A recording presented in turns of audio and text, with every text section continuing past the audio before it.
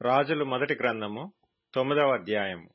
సొలొమోను యెహోవా మందిరమును రాజనగరును కట్టుటయు తాను చేయకోరినదంతటిని చేయుటయు ముగించిన తరువాత గిబియోనులో ప్రత్యక్షమైనట్లు రెండవ మారు యెహోవా సొలొమోనునకు ప్రత్యక్షమై అతనితో ఇలాగు సెలవిచ్చెను. నా సముఖమందు నీవు చేసిన ప్రార్థన విన్నపములను నేను అంగీకరించితిని. నా నామమును అక్కడ సదాకాలము ఉంచుటకు నీవు కట్టించిన ఈ మందిరమును పరిశుద్ధపరచియున్నాను. నా దృష్టియు నా మనసును ఎల్లప్పుడూ అక్కడ ఉండును. నీ తండ్రి అయిన దావీదు నడిచినట్లు నీవును యథార్థ హృదయుడవై నీతిని బట్టి నడుచుకొని నేను నీకు సెలవిచ్చినదంతటి ప్రకారము చేసి నా కట్టడలను విధులను అనుసరించిన ఎడల నీ సంతతిలో ఒకడు ఇశ్రాయేలీల మీద సింహాసనాసీనుడై ఉండక మానడని నీ తండ్రి అయిన దావీదునకు నేను సెలవిచ్చియున్నట్లు ఇశ్రాయేలీల మీద నీ సింహాసనమును చిరకాలము వరకు స్థిరపరచుదును.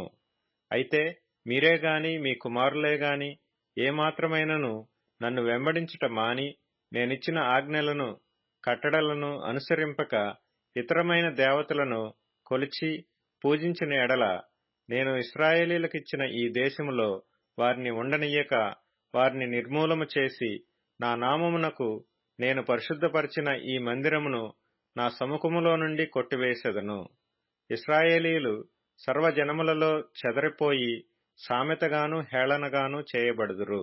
ఈ మందిర మార్గమున వచ్చువారందరూ దాని చూచి ఆశ్చర్యపడి ఇస్సీ అని యెహోవా ఈ దేశమునకును ఈ మందిరమునకును ఈలాగున ఎందుకు చేసినని అడుగగా జనులిట్లందరూ ఐగుప్తు దేశములో నుండి తమ పితరులను రప్పించిన తమ దేవుడైన యెహోవాను వారు విడిచి ఇతర దేవతలను ఆధారము చేసుకొని కొలిచి పూజించుచూ వచ్చిరి గనుక యెహోవా ఈ కీడంతయు వారి మీదికి రప్పించియున్నాడు.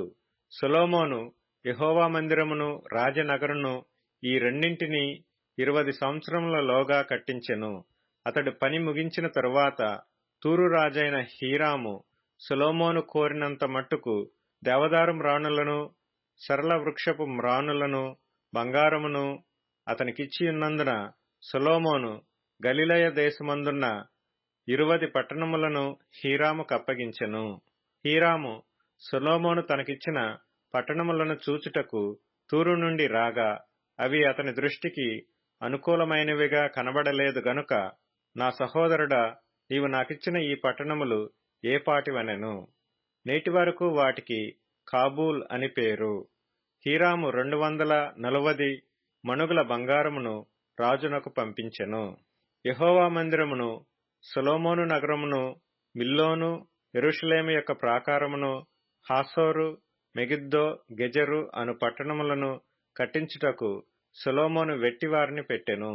ఐగుప్తు రాజైన ఫరో గెజెరు మీదికి వచ్చి దాని పట్టుకొని అగ్నిచేత కాల్చి ఆ పట్టణమందున్న కనానీయులను హతము చేసి దానిని తన కుమార్తె అయిన సొలొమోను భార్యకు కట్నముగా ఇచ్చెను. సొలొమోను గెజెరును కట్టించెను మరియు దిగువను బేత్‌హోరోనును బయతాతును అరణ్యములోనున్న తద్మోరును సొలొమోను భోజన పదార్థములకు ఏర్పాటైన పట్టణములను, రథములకు ఏర్పాటైన పట్టణములను, రౌతులకు ఏర్పాటైన పట్టణములను సొలొమోను యెరూషలేమునందును లెబానోనునందును తాను ఏలిన దేశమంతటి యందును ఏదేది కట్టుటకు కోరెనో అదియును కట్టించెను. అయితే ఇశ్రాయేలీలు కాని అమోరీయులు, హిత్తీయులు, పెరిజ్జీయులు, హివ్వీయులు, యెబూసీయులు అను వారిలో శేషించిన వారుండిరి. ఇశ్రాయేలీలు వారిని నిర్మూలము చేయలేకపోగా వారి దేశమందు శేషించియున్న వారి పిల్లలను సొలొమోను దాసత్వము చేయ నియమింపగా నేటి వరకు అలాగు జరుగుచున్నది. అయితే ఇశ్రాయేలీలలో ఎవనినైనను సొలొమోను దాసునిగా చేయలేదు. వారు రాణువవారుగాను, తనకు సేవకులుగాను, అధిపతులుగాను, సైన్యాధిపతులుగాను, అతని రథాధిపతులుగాను, రౌతులుగాను ఉండిరి.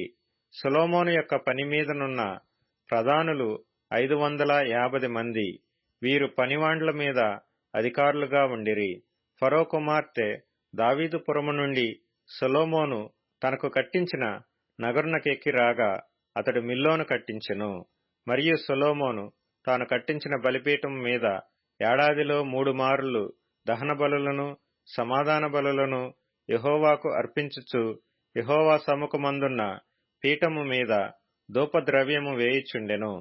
పిమ్మట అతడు మందిరమును సమాప్తము చేసెను. మరియు రాజైన సొలొమోను ఎదోము దేశపు ఎర్ర సముద్ర తీరమందున్న ఏలతు దగ్గర ఎసోన్బెగరు నందు ఓడలను కట్టించెను. సొలొమోను సేవకులతో కూడా హీరాము సముద్ర ప్రయాణము చేయ నెరిగిన ఓడవారైన తన దాసులను ఓడల మీద పంపెను. వారు ఓఫీర్ అను స్థలమునకు పోయి అచ్చటి నుండి 840 మణుగుల బంగారమును రాజైన సొలొమోను నొద్దకు తీసుకొని వచ్చిరి.